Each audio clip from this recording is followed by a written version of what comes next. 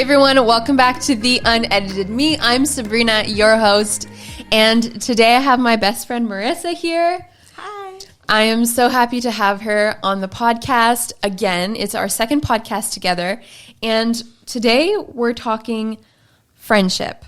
So we've been friends for 19 years. 19. And I just wanted to have a very real conversation with my best friend. That's basically what I wanted to do, because we had already previously recorded this podcast and it ended up going to shit. It didn't work out. And now we're here, and I just was like, you know what? I'd rather just have a real honest conversation with my bestie and see if we can just be able to inspire people by what we have to say about friendship, community, the things that we've learned, the troubles that we've gone through, the ups and downs and all of that. So I just wanted to start by saying it's been really great being your friend. Thank you. It's been great being yours too. It's been ups and downs, obviously. Yes, there's always ups and downs in any relationship, whether romantic or a friendship. And I think that's the point of a relationship. It's to help us sharpen each other and grow and help us form into better humans at the end of the day. Of course, Marysa. I love how very cordial you are, and how just authentic you are as well, and just how you believe about things. I think it's so beautiful. And I think that that's what makes us different, is the fact that I know that you'll always catch me and be like, Sab, don't say that. I always say I'm a little rough around the edges. I'm one that's going to tumble around with the rocks and the weeds. And Marysa is the one that's in the meadow of flowers and the streaming breeze of springtime. No. But Marysa has an edge to her, right? You got an edge. Sassy. So where did that sassiness come out in friendship and in community in your life? Where does it come out? Yeah, where does it come out? When I was 12 years old, I prayed and I said, God, I need friends in my life. I already had Sab, but I had one friend. And I prayed and I'm like, God, please give me friends who I can be silly with. And then the Lord gave me Gina, Patricia, and Marisol. And this is when I was 12, okay? And these girls were wild, and I was quite the opposite, as Sab said. But especially as a child, I was not one who was very outgoing. I was quite shy. But in my heart of hearts, I knew I wasn't. And when I was with Sab, she would help me to not be such. But in high school, I had such a hard time being who I was, because I didn't have the people around me who I was usually really comfortable with anymore, which was Sabrina, and I also had an old friend named Gabby, and we used to always hang out together. But mostly with Sab, I would hang out. And when I was in high school, I felt very lost and confused, and I prayed, Lord, just give me good friends. So he gave me good friends, and they helped me get out of my bubble and really see the sassiness that was inside of me and the silliness. And I wrote a poem about it even.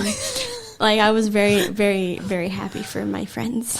Shout out to you girls. I love listening. it. I love it. It's what's been really fun is the fact that I've seen you through all of these ups and downs of life, and that's what's been great about building community with you and with those other girls is that we have been able to see each other. Most of the girls have been able to see each other through thick and thin, through the hard times, through the ups and downs of life and all that. And I'm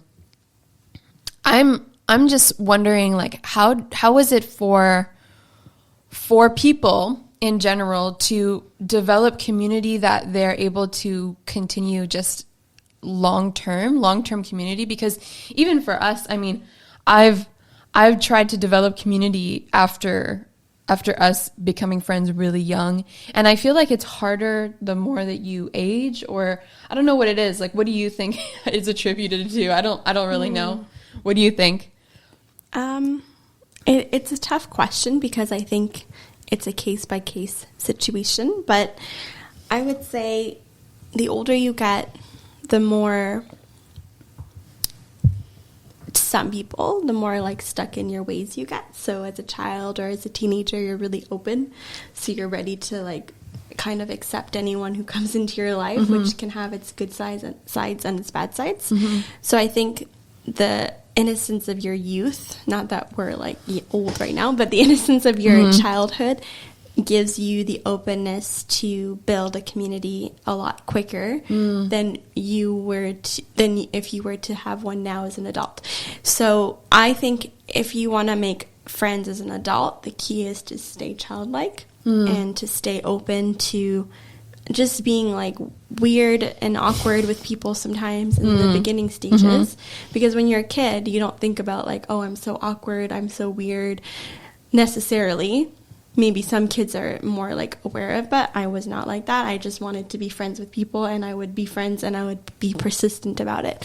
Yeah. So I say that because I would knock on Sabby's door like every weekend. Yes, well, there's that, but also there's the fact that like as adults, I think we just get kind of stuck up in our day-to-day.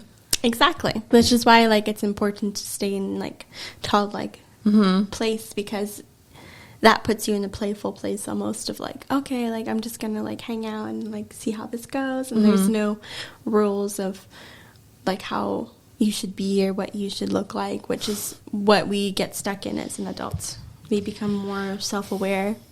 Yeah, I mean, that's self-aware. Yeah, it is good in certain situations. I think in others, and I think that's like why games like We're Not Really Strangers is so prevalent in today's society.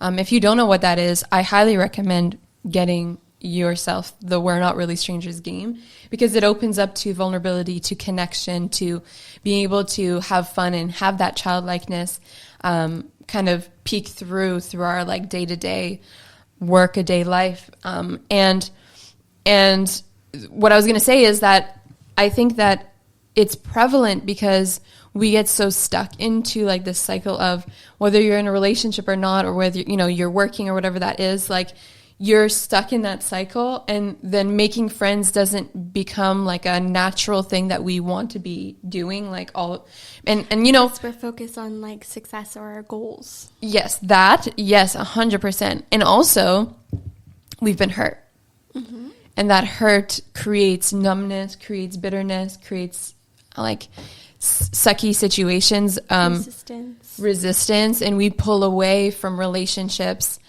and we tend to just kind of broaden ourselves to larger friend groups. And that's what I've just seen in general, like, you know, even with older generations, not necessarily put down older generations, but that's kind of what I've seen. What are some type of things that we can do to stop that? What do you think? Well, my thoughts are, I have 3 things that I wrote down from our last podcast, but I think it will our podcast that didn't go well. I think that they will be useful in this discussion as well. So the first thing I think that it's important to remember is that we need to create an honest and strong connection with the people we want to build a relationship with, because that's what creates a safe place. And when someone feels safe, they feel a lot more willing just to open up their heart, and there's no thinking of this person's going to put me down, this person's going to hurt me, this person's going to reject me, this person's going to think I'm weird if I think this thing or if I do this thing. And I think that's the number one thing that I've learned, is making sure you present yourself as a safe place for somebody that you want to be intentional with, because you can't do that with every single person on the planet. I mean, you can be a kind person to everyone, but you know what I mean.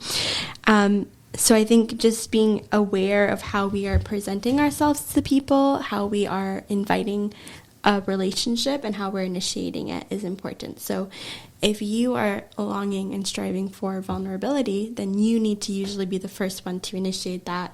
If the other person is not knowing how, then that's okay. And our responsibility is for ourselves primarily. And that's what we should be doing, is giving what we actually want to get and focusing on that. So, yeah, of course. So were you ever in a situation where you put yourself out there in a vulnerable way and then you ended up getting like stamped on? Because those are things that happen. I wouldn't say I've ever gotten stomped on, but I've been like ghosted or forgotten about, lied to, like those things, which I guess you can categorize as stomped on. But my experience with those kind of situations is like, okay, like I put myself out there and what I did wasn't bad. It's more of that the person who ghosted me or who lied to me or who put me like on the back burner, this person just was not ready for the type of friendship that I wanted to give. And maybe they were for a season and then all of a sudden stopped like being my friend or stopped talking to me, which has happened to me. And I think that in those scenarios, at first I was like shocked that this would happen to me. But then I realized like, okay, like actually like it's a part of life, and you know, maybe this person was in my life for a specific season and it's just kind of God closing that door and saying like, actually that was like for that moment in time and now you can move on. But it's still hurtful when those things come up, and you do want to kind of fight and push back and say like, I deserve better. I deserve this person to talk to me and to like still be my friend. And you become almost like selfish in that moment unintentionally, when the point of a relationship is shouldn't be that. Like we should be serving each other, and being honoring in that situation is just to let that person go and give them space. Yeah. I mean, you know, I'm actually like talking about that. I'm actually currently in a season of just letting go myself and letting go really of situations where I have put myself out there and I fought for years and years and I didn't see what I wanted to see. I didn't get the result that I wanted to get, whether that's in friendship or community or family, because that also is included in building relationship. Family is very included in that. And so putting yourself out there and then getting shut down or getting ghosted or not getting that two-way street that you would have expected or would have wanted. And, you know, even myself, I've done that. I've done that with people. I've chosen to cut cords with people in my past because I knew that they were not in a healthy zone. They were just not in a zone where I felt like my bubble was needing. And that's actually another thing that like we could even talk about. But like now I'm in a place where I'm realizing that there have been people that have hurt me and I've allowed them to hurt me because I was putting myself in a place of needing them where I don't actually need them. Like you don't ever need people. Like people are important, community is important, but to be needy in a way where you're like, well, if you don't fill my need, then that's it. Like I can't live. I can't be happy. I can't do my life in the most fruitful way. That is super wrong. And I'm coming to terms with this in some situations. And I'm finding myself kind of even mourning relationships that I really thought that I had invested in, and mourning in situations where I thought that I put my all, where, you know, in the end, now realizing I had high expectations in those situations where maybe I just needed to let go and just be. And so that's another thing that we need to also come to terms with, I think, when it comes to building friendships, is having just easy expectations, which are, you know, the basic expectations and not going too far in it. Exactly. Basic expectations like being respectful, being honoring. I think that in certain relationships, like, for example, with Marysa and I, we've, maybe if I didn't say this already, we've cultivated 19 years of friendships. I think I said that before when we started the podcast. But like we didn't really have the tools of the 5 love languages. And that's something that we talked about in our first podcast together. If you haven't heard it, go ahead and go watch it. It's so important. We talk about family, which is a whole other aspect of what we're talking about, as I said. And we didn't have the 5 love languages, but we kind of learned along the way how we knew how to love each other. And so when we grew in relationship together, and then as we started to have those tools like the 5 love languages and how to love each other well, then we were able to communicate to each other, okay, I love it when you give me encouraging words because I'm a words person. I love it when you spend time with me and you make the effort to come all the way from Montreal to come see me and to hang out with me because I'm a quality time person. And I think you as well, you have those. And we were able to communicate together those things. And so having expectations like that, whereas like, you know, where you can say, hey, like, you know, my love tank is kind of going a little low when it comes to our relationship, and being able to be honest and open. And if you can't be honest and open with that person, then you gotta kind of ask yourself why. And reconnect with maybe the idea that relationship isn't as deep as you had initially thought it was. Mm-hmm. And maybe there's an open door for you to develop relationship. Maybe that gives you that open door. Maybe it doesn't. Mm-hmm. And if it doesn't, that's where being able to mourn in a healthy way what you feel like you've been lacking, or what you feel like you just have to give up sometimes. And sometimes, I'm sure you would know this, giving up then opens up the door to maybe renewal. Mm-hmm. It does. It sometimes, giving up, where we can also say letting go, gives us the opportunity to embrace a new friend and embrace an old friend. Remember an old friend that we haven't spoken to in a while, and think about the beauty of that. And rather than just focusing on what was and what you've had to let go of, it's kind of, it puts you in a position of an open door for something better. Mm-hmm. Not that the person is bad or not good or anything, but like I said, there's seasonal friends, there's yearly friends, there's all kinds of friends out there that we have. Mm-hmm.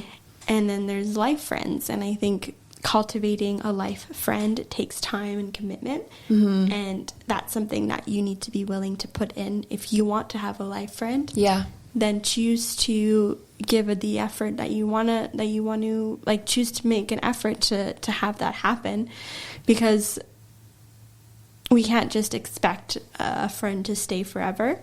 And the question that I often get asked is, how have you stayed friends with people for so long? It's really rare. Like, how did you do that? And I think about it, I'm like, actually, sometimes I have no idea how I did it. Other times I kind of have an idea. And, like, usually I'm just like, I just chose to love people. Like, that's kind of my response. And I think that's the basis of a healthy relationship, is when you have a desire to just love well and to show love to people. And that's, again, it's not putting yourself in a position of needing all the time or having great expectations, and it's really putting yourself in the position of being a servant, quote unquote, not like serving like disowning yourself or whatever, but just serving with an open heart. In moments where people have asked me that, I've come to realize that it's really just up to you how you choose to see a person. Like, do you value them? Do you care about them?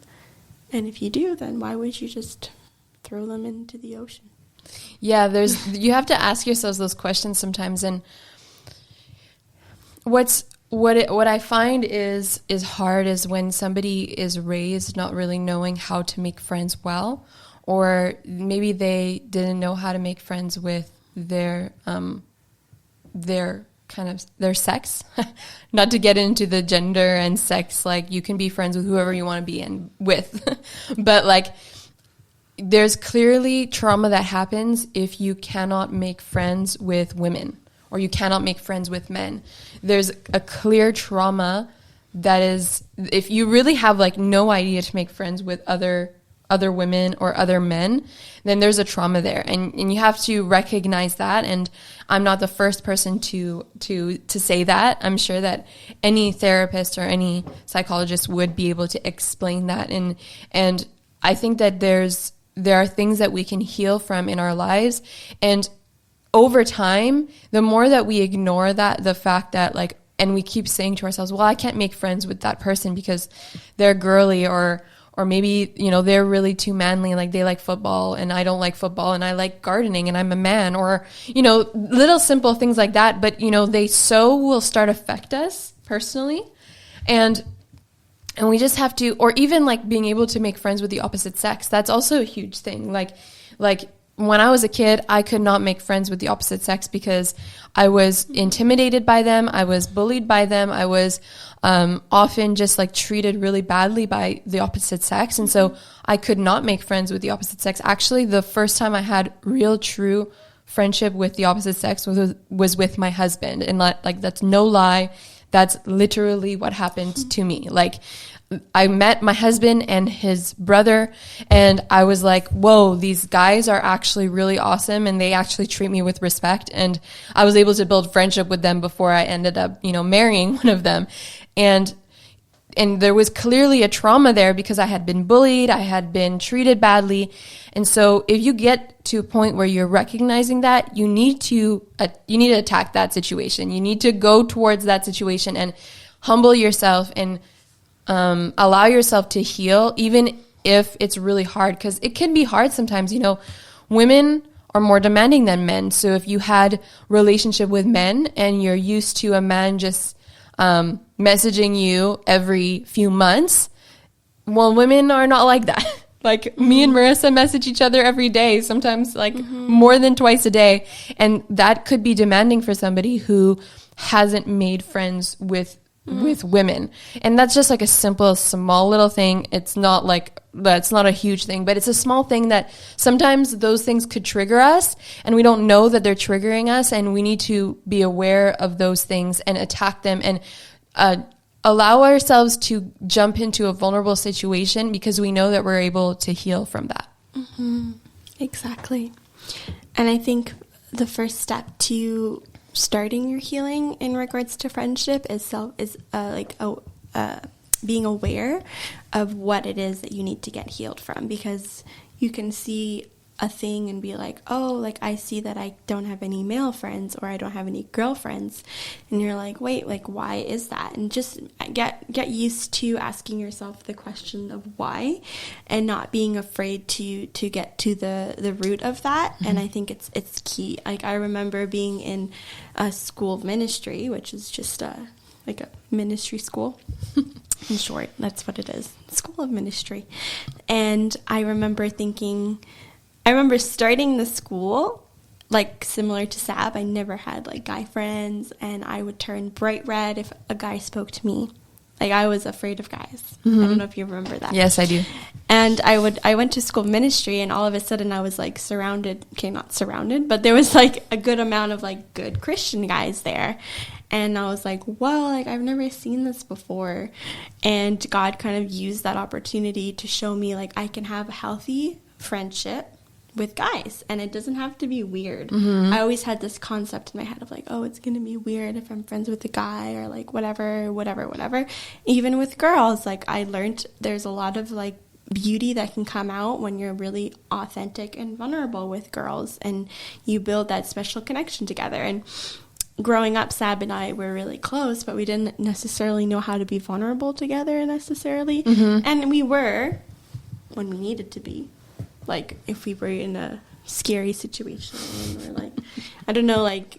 Well, when you're a kid, you're not innately like, oh, I'm going to share my heart with you today, you know? Exactly. You're just like yourself. And like we were ourselves basically, which is good. We weren't pretending to be other people. And I think that's what made our friendship strong as well. Yeah. So, wow, rabbit trail. But yeah, so that's just what I wanted to share. Like, I think it's important to see that it's possible, change is possible, And you're not stuck in your ways no matter how old you are. Mm-hmm. You can be a 50-year-old, a 60-year-old, a 100-year-old, and still be able to build new ideas in your head towards friendship. Well, there's that, and also the fact that, okay, so then what happens when we were hurt by friendship? Because, I mean, most people who are listening, who are probably listening, are probably around the same age as us. If you're not, you can let us know how old you are. We're 26, 27, 28, right? I'm 28. 26, 28. And so we have had some time in our life to have hurt and have really great friendships. And so what does it look like to heal from the hurt and then redevelop friendships, maybe even with the same people? Mm-hmm. And so there have been instances with friends of mine that we've had really, really hard times together, really times where we didn't talk, where we had really bad arguments, where we really didn't agree. And what does it look like to rebuild relationship when there has been hurt, there has been trauma, there's been bitterness, anger, sadness, all of that? And so maybe you want to start, maybe share a situation that happened to you, Marysa, and then maybe I can share if that comes around. I would say I can't really name a specific situation right now. It's not coming to my head, but if it does, I'll say it. But I would say generally what I've learned is, like, you need to be forgiving, and you can't hold on to bitterness in those situations because people are going to hurt you, and realizing that that's a part of life will help you persevere in relationships. I remember being in situations where I really did not want to confront a person or like a friend, not a person, a friend, and I had to put myself out there a little bit more, and I wasn't sure of how the response would be. And I wasn't sure if this person was going to, like, be annoyed, be happy, be like whatever it was. And when I did it, I felt so much lighter, and I felt like, oh, that was like really brave of me, and I was proud of myself for making that choice to just be open. And I think at the end of the day, people will always value that, and if the person is not valuing it, then maybe you don't need that person in your life. Mm-hmm. Or maybe you do. And sometimes God will prompt you, keep pursuing that friend, even though they've hurt you. Keep mm-hmm. pursuing them. Because we're not called just to love people who are easy to love. And that's the thing that friendship has shown me the most. So I think that's something that is really important for us all to remember, is there's going to be difficult situations, there's going to be difficult mm-hmm. seasons, and we need to be brave and faithful to our friend in those moments, because mm-hmm. I'm going to have weak moments, they're going to have weak moments, and we need to still persevere in those moments together. So that's what I think. Yeah, that's definitely like a huge thing. And so I think for myself, I've had situations with friends that have really hurt me. Like, I mean, hurt is a very general term, but I grew up I was treated really badly growing up. I was bullied by a lot of people in my church, by people in my school. And I was the new girl in school when I moved to the south shore of Montreal, Holla. And people didn't like me. And so they treated me, disrespectfully. They bullied me. I mean, every bully story is pretty much the same. You get called bad names and you're not really treated nicely. And people usually ignore you and they don't want to be your friend. And so that had developed a lot of pain in my heart, a lot of bruising in my life. And so now at 26, I'm having to unravel the things that have happened in my past and be able to look at them and be like, okay, so this happened in my past. So realistically, what's happening now with the friend that I have now that's hurt me now doesn't really have anything to do with what they're doing right now. It has everything to do with what happened when I was a kid in this situation with this person or this problem or whatever that may be. And I highly suggest talking to a therapist if ever you're noticing that you're getting into cycles where you've been hurt by people, you have patterns of getting into relationships and then being really hurt, being really mistreated, and you don't know why, and then you get really hurt, and then you don't understand, and then it's like a big vicious circle. And you need to understand why these patterns are happening, and you need to have somebody who's going to help you to know how to unravel them yourself, because you can't have a therapist for life. You know, at some point you need to be able to therapeutically go through those thought processes yourself so that you can help yourself out of a situation. Possible. It's definitely possible. We can rewire our brain, and I think that's really cool. Yeah, definitely. Dr. Caroline Leaf is extremely a smart person and doctor, and she talks all about how our brain is neuroplastic, and so we can actually change the way that we have thought about things for decades, and it change, like we can change. We're actually neurologically created to change. We can change as humans. And so, you know, that saying where everyone says like, oh, nobody changed, people don't change, you know, circumstances will always be the same, and then things will always happen again and again. And that's a huge lie. You know, that's a really big problem in society, because it actually keeps you in trauma cycles and it keeps you stuck. And who wants to be stuck? Nobody actually wants to be stuck. We want to be free. And so to free ourselves is to actually gain control over our thoughts, over our minds, and over how we think, and over how we process our emotions and our surroundings. So when we go deeper into our hearts, we're better to then reflect a better environment around us. And then it will reach out to our friendships. Yeah, exactly. That's 100% right, Marysa. Just to talk about more the basics of creating friendship and community, let's just chat a little bit about how we've been able to create community in an authentic way, and like the ups and downs of what we've gone through in the past 19 years, but then also more specifically in the past 6 years with our husbands. So how has that been for you, Marysa? Like when you met Oliver and you're like, oh, now I have to be friends with a dude that's like married to my best friend. I don't know. It was not hard for me to be friends with Oliver, so that was nice. That was a good thing.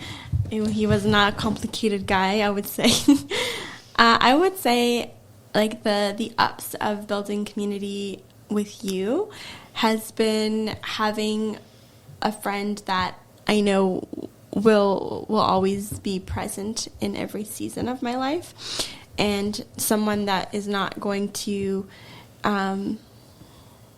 give up even when there's undesirable circumstances or situations. So I think that's an up. And an up has been that we grew up together, basically. So that was very easy to stay friends, because I think the fact that we grew up together and we cared about each other at a young age allowed us to have a very easy transition into friendship as adults. And I think the down of that is when you're a friend with someone from that many years, you can carry ideas, concepts of who they are that they're not anymore. So although you know them really well, there's also a lot of things you still have to take out of your perception and be like, no, actually they're not that anymore. They don't think that way anymore, and let go of old ideas that you've held on to, that you were like, they're that person still, when they're not. So that's, I think, the downside of it for me has been like letting go of, oh, Sab is just like my little sister and I'm the one who takes care of her. She doesn't take care of me. She's always going to be this way, and that's just how it is. And so like kind of agreeing to bad behavior or whatever. It doesn't have to be bad behavior, but like agreeing to things just because, oh, they're always going to be like that. Well, that's not really healthy because you're not taking your place as a friend to help them grow. Yeah. So if you notice like something, you should be like, okay, I'm going to talk about it. And I think because we were friends and we've been so comfortable with each other, like siblings, you're really comfortable. You're not always going to be like, oh, you should do this to change. Whatever, you know, you just kind of like accept each other, and I think that's very good to just accept each other. But you also need to take your place when you feel uncomfortable about something, or feel hurt, or feel like that person can just be better. That person can be better. That person can be more themselves. Not be better, but do better. As in, like, I'm like, not that you can be better, better, but just do better. Be like happier, whatever it is. Or there are just things that like maybe they're not being who they're actually like truly called to be, and they're just acting out of maybe anxiety, hurt, anger, stress, all of that stuff. Exactly. And then like there have been situations where I've called you out of your crap, you know, and you've called me out of my crap, and it's just realistic. Like maybe we can talk about a situation that's happened in our I'll try to think. Friendship. I was going to say in our marriage. Oh my gosh. Like I'm getting tired right now in our friendship. Well, to point out, like I remember we had a conversation maybe 5 years ago. I don't remember exactly. Maybe even less than that. And you were like, Marysa, like you're treating me like I'm a baby. No, I don't know if you said that exactly. I think you were like, Marysa, you don't open up with me, and I'm always the one opening up to you. And I was like, no. And you're like, yeah. And then I was like, no. And you're like, yeah. And then I took time to actually think about it, and I was like, yeah. So I came to the conclusion it's because I was just perceiving Sabby still as like the little girl that she was, and our dynamic as kids was I was like her savior, and she was the one I was saving. So, that's not a very healthy dynamic. So, although we had, like, awesome memories, too, it wasn't all, like, unhealthy, guys. I'm just saying there was, like, a trauma bond that was built, I guess you can call it. And it was like, oh, like, I need to protect Sadie from herself because she's going to do this bad thing or whatever, or I need to protect her from her emotions and all that stuff. So I took on that role, and it led into our adulthood. And then I was like, oh, I thought, like, I stopped doing that. And then I realized there was still moments in time where I didn't stop, and it was affecting her, and it was making her feel like she was not like good enough to share her thoughts with me. So I had to acknowledge that, and I think that since then it's been better. It has been better. Yeah. We're not little kids anymore. So no, exactly. And we've been able to grow so much. And if ever you're in a situation, either you have a long-term friend, or you have a friend that you've been friends for only a short amount of time, it's so important to be able to communicate together about how you, number one, feel about each other. Is so important, because if one of the people doesn't feel that same level of commitment towards that person, then that creates a negative situation. So being able to like determine the relationship, that's something like in the Christian world we say a lot, to DTR. I have to DTR that person. Defining the relationship. You have to define what the relationship is, and what your intentions are both for growth. And so, you know, sometimes that goes well, and I'm going to be honest with you, it has gone crappy in some situations for myself. Like I've determined relationships with, you know, people in life, and they had said something that maybe they didn't actually mean in the moment. Maybe they were coming in from a trauma situation. I don't really know. And so you always have to also be able to be open to, okay, well, although we're determining the relationship, there is possibility that that person will hurt me at some point. Not to close yourself off, but rather to just stand in a point of, okay, well, now that we've determined the relationship, how can I be a really good friend to you, and how can you be a really good friend to me? And let's go forward in this. And so I think it circles back to not having such high expectations. Yes. And obviously shit will happen. It's just real life. Shit is going to happen. You're going to have people that are going to hurt you, and they're going to come out of left field, and it's not going to feel like real. It's going to feel very hurtful, very bizarre that that's happening. And honestly, from experience, it's so important to just take time to allow your emotions to come out, allow your emotions to seep, and to express your emotions. You know, just the other day I had a time with Marysa where I was able to just express my emotions and feel the emotions that I was feeling. And now I'm actually feeling much more free about my thoughts, about how I feel. And now I actually feel much freer being able to record this podcast, because even the last time I felt way more heavy about how I was feeling about friendships and community, because I was stuck in that, and maybe you didn't even know, or maybe you could feel that because I know you're a feeler, but I was feeling that on my shoulders as we were having the last podcast that is not going to ever come out because it was completely screwed up because of an audio situation. Bye-bye. And so maybe that was for the best, actually, because now I feel I'm in a healthier place and position. And so what would you say to those who are listening, who want to develop friendships now, who maybe are in the process of developing friendships? I would say a lot of what we're saying sounds super serious. And I mean, there's aspects of it that is, like, in regards to your mental health and in regards to working on your heart. Those things are serious because they will help you grow and all that good stuff. But when it comes to friendship, as I said in the beginning, come at it with a childlike heart and just be. Just have fun, and don't be afraid of showing your true colors. Yeah. I see your true colors. Yes, exactly, 100%. Yeah, so I would say that. I would say, like, don't be afraid of being yourself, and take what we said in regards to being self-aware, acknowledging where there's pain, deal with that on the side. Don't need to bring that up to every new friend that you want to be with. Yeah. Take time to deal with that on your own. And then in the meantime, be lighthearted in your relationships for right now, if you need to. And when the time is right, you will know when it's time to go deeper. Yeah. Forgiveness is super key as well. We touched on it very briefly, but forgiveness is so key, especially when going through relationships and stuff. And so practically, actually, you know, we did say, and I just want to reiterate, that knowing your friends' love languages is really important so that you can know how to love them well. Yeah.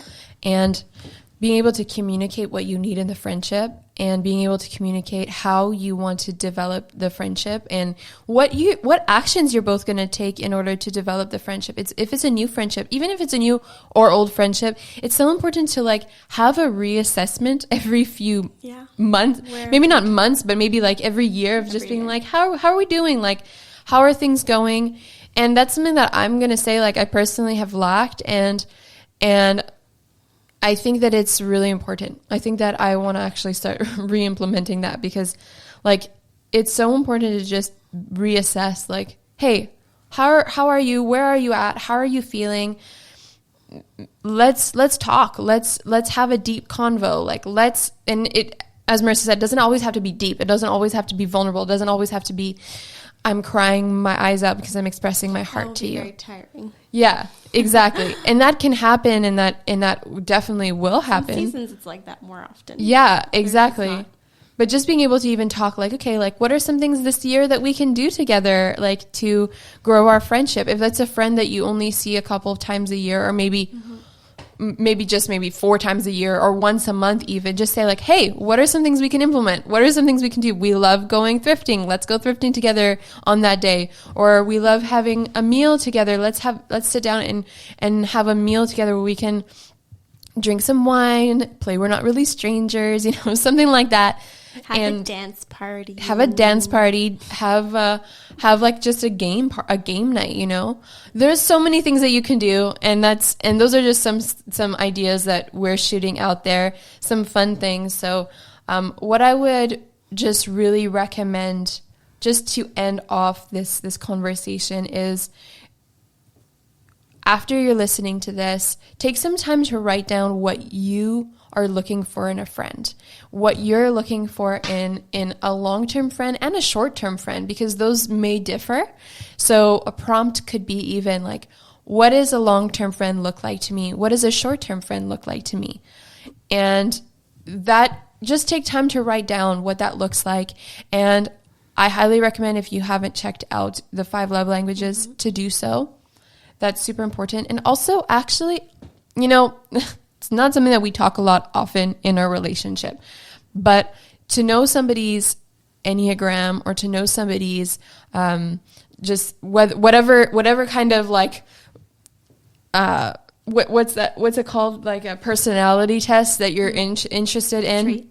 Personality traits, INFJ, or whatever that personality, those ones, like the letters or the disc or whatever it may be. It can be so many things. Get to know that person, get to know what they are. See, I'm a 4. Marysa is a, I don't know, 2. You're probably a 2. You're either a 2 or a 9. You're one of those. I say more 9, but I know that Marysa likes it when I say 2. So I call her a 2. Oh, I'm happy. Because 9s are peacemakers, and 2 are, they love to serve. I think I used to be a 2 because of now love. I'm more of a 9. We'll see. Maybe you'll have to redo the test. Yeah, I don't even follow that anymore. Yeah. So as I said, it's not something that we personally do in our relationship as much, but in some relationships I do that more. And so you're going to be able to differ in certain relationships. Okay, where do I bring this in? Where do I bring that in? And how do I navigate that? So, and also, like, let yourself, when you're writing your list, I feel like there will be names that will come into your head and heart. Well, whatever, into your heart, and write those down.